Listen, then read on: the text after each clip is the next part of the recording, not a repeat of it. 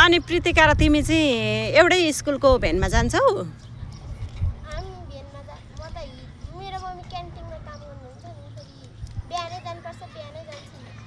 ए अनि तिमी बिहानै मम्मीसँग नै जान्छौ? ए अनि मेरो छोरीलाई सेलीलाई चाहिँ कहाँ भेटाएको तिमीले? ए यही बारीमा खेल्न आउँदा भेटाएको? ए ए तिमी जत्रै छ मेरो छोरी पनि। हेर्दा चाहिँ अलिकति थोरै ठुलो छ।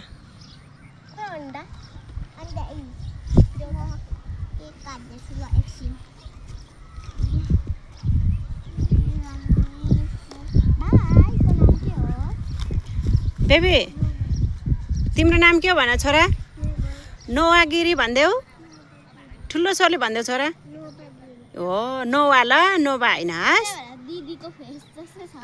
दिदी जस्तै छ है उता?